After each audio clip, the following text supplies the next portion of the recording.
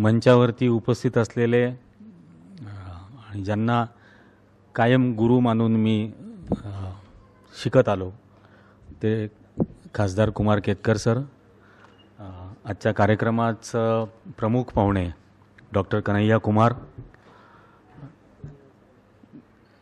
और जयदेव डोळे sir, Mahatma Gandhi mission औरंगाबादचे अध्यक्ष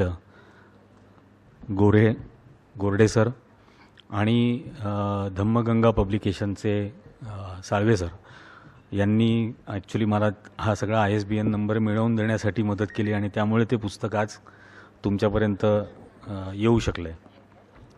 तर सर्वांचं आणि इथं उपस्थित असलेल्या तुम्हा सर्वांचं मी अगदी मनपूर्वक स्वागत करतो। आणि मी जसं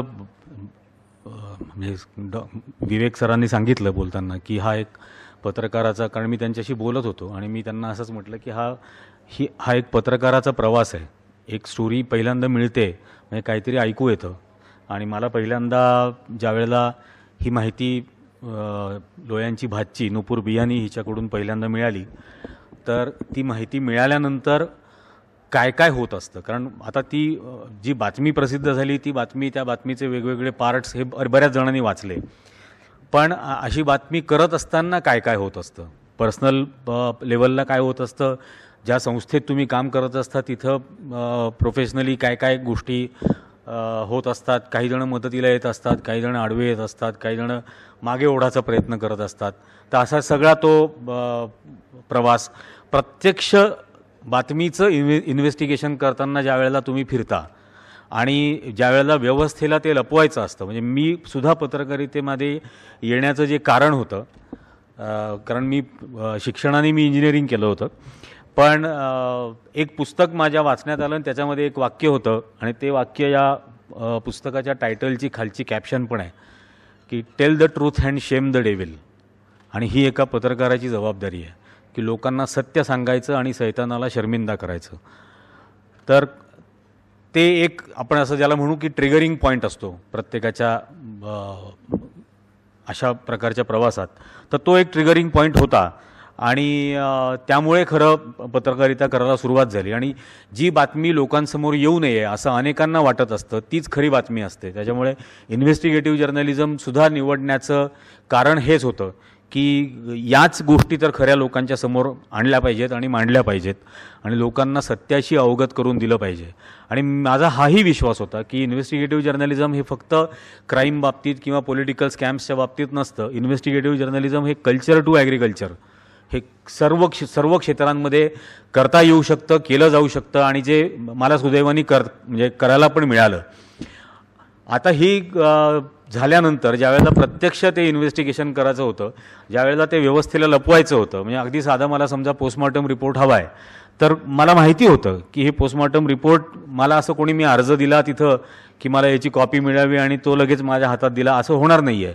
तर त्यामुळे एक system over period of time पत्रकार इन्व्हेस्टिगेटिंग जर्नलिस्ट म्हणून काम करताना एक स्वतःपुरती तयार केलेली होती की मी असं एक माइंड मॅपिंगसारखे फ्लोचार्ट्स तयार करायचो की मला पोस्टमॉर्टमचा रिपोर्ट हवा आहे, मग तो मला कोण कोण देऊ शकतं, तर डॉक्टर देऊ शकतात, स्टाफ देऊ शकतं, तिथले विद्यार्थी देऊ शकतात।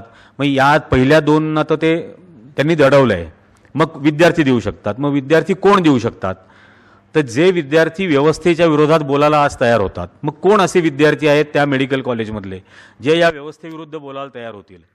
आणि मग त्यावेळेला एक गोष्ट घडलेली होती की मागासवर्गीय विद्यार्थ्यांना पोस्ट ग्रॅज्युएशन करत असताना जी फ्रीशिप मिळते ती फ्रीशिप 2014 पासून मिळणं बंद झालेलं होतं आणि त्यामुळे त्यांना खूप कष्ट आणि संघर्ष करावा लागत होता की शिकत असताना सायमल्टेनियसली काहीतरी पार्ट टाईम जॉब करायचे, छोट्या छोट्या कामं करायची आणि त्यातून स्वतःचं शिक्षण कसं कसं भागवायचं, तर असं सगळा तो काळ होता। तर हे बोलण्याची शक्यता होती। मग पहिल्यांदा त्यांच्याशी ओळख करणं, त्यांच्याशी मैत्री करणं, मग त्यांच्याबरोबर जवळजवळ 3-4 आठवडे घालवून मैत्री ज्यावेळेला झाली तेव्हा त्यांना विचारलं की मला तुमच्या सिनियर बॅचच्या मुलांना भेटायचं आहे, कारण मला 2014चे विद्यार्थी हवे होते जे डिसेंबर 2014ला होते। तर मग ते शोधणं आणि हे सगळं शोधत असताना बऱ्याच वेळेला होत असलेले पाठलाग, म्हणजे काम करत असताना तुम्ही चुकता सुद्धा। तर एक चूक झाली होती की रवी भवनला जाऊन मी आपलं असंच त्यांना जाऊन डायरेक्ट विचारलं होतं की तुमच्याकडे ॲम्ब्युलन्स परमनंट डिप्लॉईड नसते का. तर तो एकदम असा आपण ज्याला म्हणतो सतर्क झाला, तसं तो सतर्क झाला आणि त्यांनी मला म्हटलं की का बरं. तर मी म्हटलं असं असं मला कळलं की इथं एका जजचा मृत्यू झाला होता. तर ते म्हणे आम्हाला माहिती काढावी लागेल, कागदपत्र म्हणजे सगळे रजिस्टर शोधावे लागतील वगैरे, मग आम्ही तुम्हाला सांगू याच्याबद्दल. आणि तिथून मी बाहेर पडलो आणि दुसऱ्या दिवशी सकाळपासून माझ्या मागे 4-4, 5-5 जण मोटरसायकलवर फिरायला लागले. मग कुठेतरी रिक्षा अडवणार, कुठेतरी धमकी देण्याचा प्रयत्न करणार. मग या सगळ्या गोष्टी होत होत्या. मग हे सगळं होत असताना म्हणजे आता म्हणजे आपण ज्याला म्हणतो एक्झॅजरेट करायचं असतं तर बरंच लिहिलं असतं, कारण तसे बरेच प्रसंग झाले.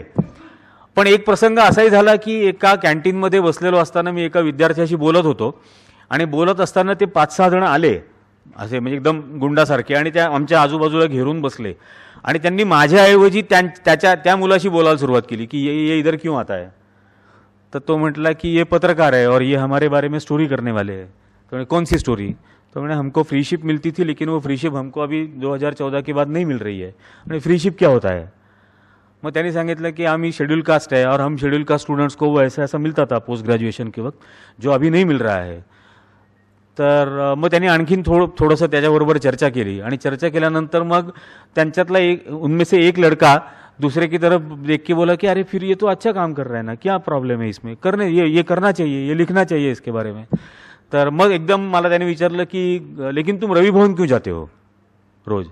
तो मतलब देखो मैं एक्रेडिटेड जर्नलिस्ट हूँ और वहाँ पर मैं मेरे एक्रेडिशन के तहत 200 रुपये में रह सकता हूँ. वहाँ मुझे रूम नहीं दे रहे इसलिए मुझे बाहर 2-2.5 हज़ार रुपये के रूम में रहना पड़ता है, तो इसलिए मैं रवि भवन जाता हूँ. अच्छा देखो लेकिन ज़्यादा रिस्क मत लो, ऐसा बोला और वो चले गए. और उसके बाद भी वो मेरे पीछे आते थे लेकिन हंसकर हाथ दिखाते थे जो पीछा करने वाले आते थे. तो असे पण एक्सपिरियन्सेस आले जे तसेच्या तसे त्याच्यामध्ये लिहिलेले आहेत. आणि या व्यतिरिक्त म्हणजे मी लोया साहेबांच्या वडिलांना पहिल्यांदा ज्या वेळेला गातेगावला भेटायला गेलो आणि डिमॉनिटायझेशन नुकतं आलं होतं आणि तर त्यांना भेटून ज्यावेळेला परत येत होतो त्यावेळेला लातूर ते उस्मानाबाद, सोलापूर, पुणे या 2 गाड्या नॉन स्टॉप पाठलाग करत होत्या, नॉन स्टॉप पूर्ण वेळ. आणि असा हॉकी स्टिक दाखवणार, रॉड दाखवणार वगैरे असले प्रकार ते त्यावेळेला करत होते. आणि मग तोही प्रसंग याच्यामध्ये आहे. पण अशा बऱ्याच गोष्टी घडत होत्या ते इन्व्हेस्टिगेट करत असताना.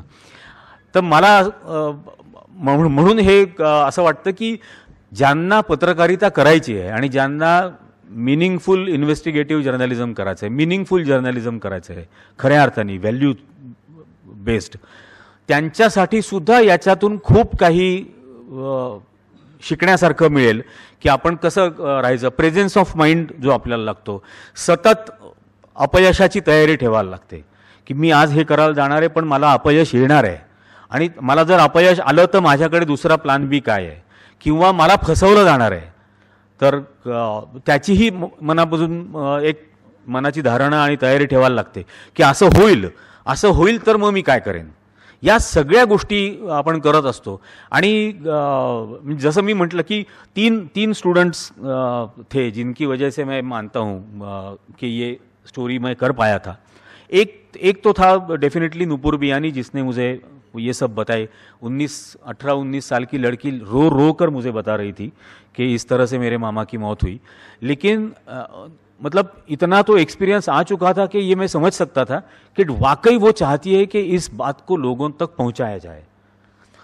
तो और इनोसेंट भी बहुत थी. मैंने उसको पूछा कि आपको डर नहीं लगता है, आप ये सब मुझे बता रही हो. तो उसने मुझे बोला नहीं, मुझे कराटे आता है. तो ये एक इनोसेंस भी था. उसको पता ही नहीं था कि कौन सी व्यवस्था के खिलाफ ये बात होने जा रही है. और उसको जो कुछ भी कराटे का नॉलेज है या एक्सपीरियंस है या जो कुछ सीखा है वो कुछ काम नहीं आने वाला. लेकिन वो उसका एक इनोसेंस था. दूसरा, मैं जब अनुज को मिलने गया था, जज लोया के बेटे को, और अपने ग्रैंडफादर के साथ वो बैठा हुआ था पुणे के उनके घर में, और मैं उससे बात करने की कोशिश कर रहा था. हर बार कुछ सवाल पूछा तो उसके दादाजी जवाब देते थे. तो तीसरी चौथी बार मैंने उनको पूछा कि मैं अनुज से बात करना चाहता हूँ, वो क्यों नहीं मुझसे बात कर रहा है. तो उन्होंने कहा नहीं, Anuj does not trust a single individual in the world and we don't have faith in any system. वो दिन भर अपने आप को एक कमरे में बंद करके रखता है, बहुत ही ज़रूरत होगी तो बाहर आता है और बात करता है, वरना वो किसी से बात नहीं करता। आप उम्मीद ही मत रखो कि वो आपसे बात करेगा, तो आप निकलो। तो मैं वहाँ से निकला, लेकिन मैं ये समझ नहीं पा रहा था कि ये कैसे, और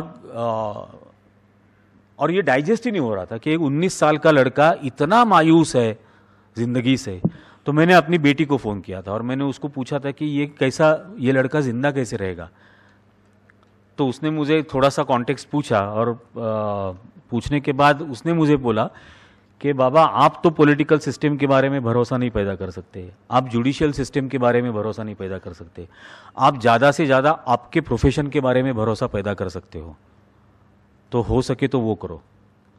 और वो मेरे लिए ट्रिगरिंग पॉइंट बना। मैं उस वक्त मैं ऑटो रिक्शा में, मेरा फोटोग्राफर साथ में था, मैं उसको तुरंत वहीं बोला कि हमें वॉट एवर इट टेक्स, अब ये स्टोरी करनी है। मैं जिस प्रोफेशन की कमाई से अपनी बेटी का पेट भरता हूँ या उसको सिखा रहा हूँ, उस प्रोफेशन पर उसकी जनरेशन का भरोसा ही नहीं रहेगा, तो मैं किस मुंह से उम्मीद रखूँ कि अनुज लोया जिसने अपने पिता खोए हैं वो मुझसे बात करेगा।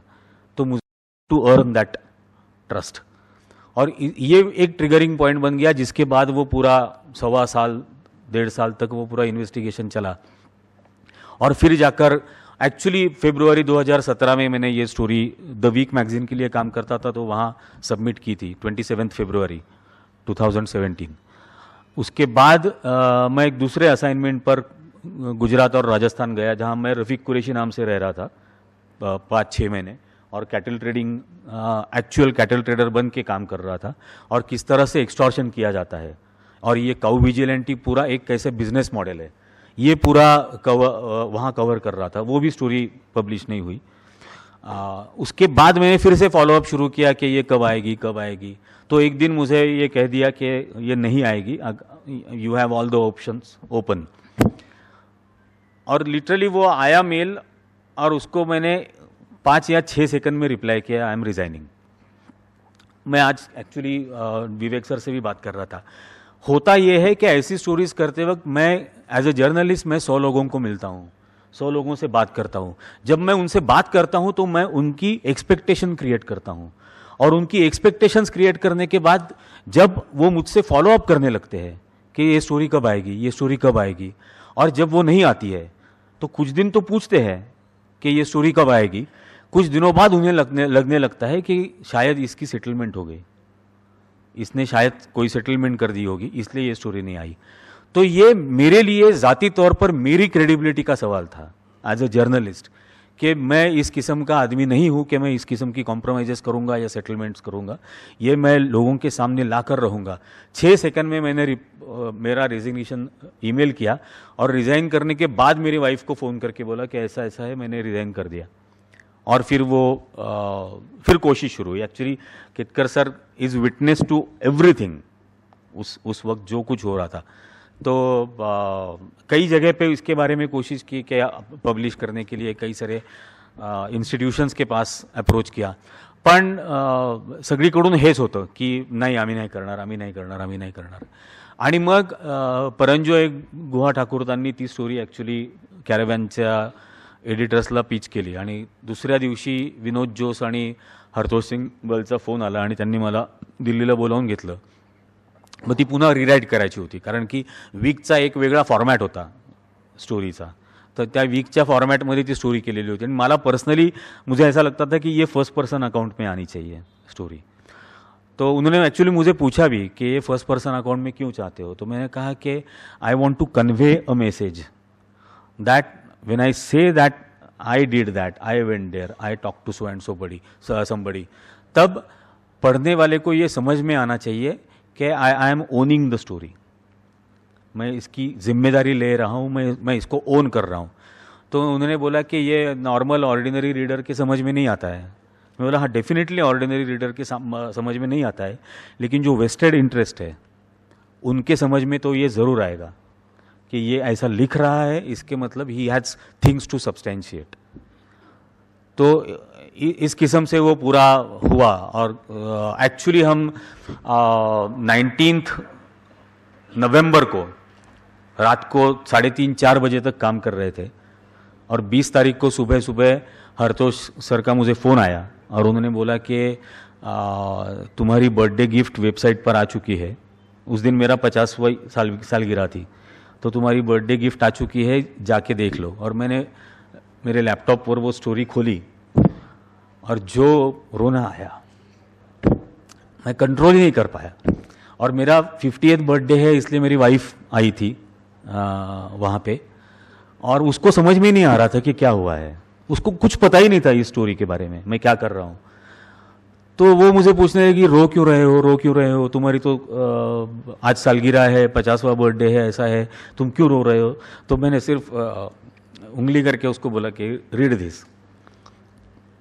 क्योंकि ऐसा होता है ना कि जो कुछ हुआ 1.25 साल में उसके पहले, वो सब तुम्हारे आंखों के सामने आ जाता है। Literally I mean that film rain through my mind in that fraction of a second and I started crying. तो वो सब हुआ। फिर काफ़ी दिनों तक वो प्रेशर में थी, टेंशन में थी।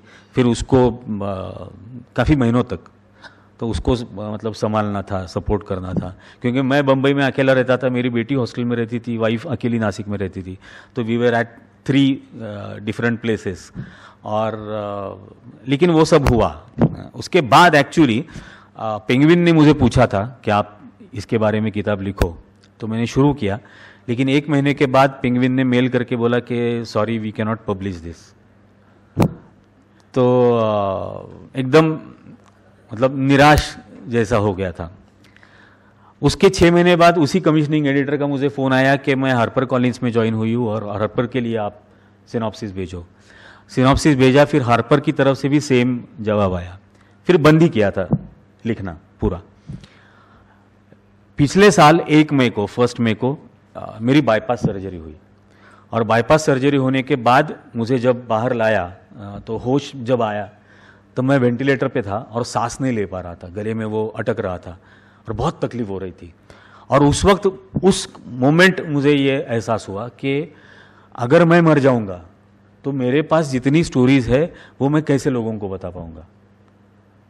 तो मुझे किसी भी हालत में ये लिखना है। और उसके बाद एक्चुअली जो मोमेंटम आया, मतलब Neel is a witness to all that, उसके बाद एक्चुअली स्टोरीज लिखने में, चैप्टर्स लिखने में एक मोमेंटम क्रिएट हुआ और वो आ पाया। तो और उसकी वजह से ये किताब हो पाई। फिर ISBN के लिए झगड़ा शुरू हुआ, लेकिन साल्वे सर ने हेल्प किया तो वो ISBN नंबर भी मिला और वो किताब हम लोगों तक ला पाए। There are many characters, personalities in the whole book which I genuinely want to thank. बहुत है। प्रतीक है यहाँ पे। प्रतीक कहाँ है? नांदगांवकर, वहाँ पीछे बैठा है। हम एक बिल्डिंग में रहते थे बम्बई में, जहाँ मैं रहता था, काला चौकी नाम का एरिया है। तो हम एक बिल्डिंग में रहते थे और ये स्टोरी आई और प्रतीक मेरे घर पे आया और उसने मुझे बोला कि आज के बाद 24 घंटे मैं तुम्हारे साथ रहूँगा। अगर तुमको कुछ होता है तो पहले मुझे होगा, फिर अगर आपको होना है तो होगा, लेकिन मैं 24 घंटे रहूँगा। And he lived like a shadow with me almost 2-2.5 साल। वो लिटरली एक छाँव की तरह मेरे साथ रहा एवरी मोमेंट। तो ऐसे बहुत सारे हैं जिन्होंने हेल्प किया। नील है, एक ही बार हमारा थोड़ा सा झगड़ा हुआ था, लेकिन वो डिफरेंट विषय था and I am sorry for that. लेकिन without his help this would not have been possible. तो मैं इन सभी का धन्यवाद कहना चाहूँगा।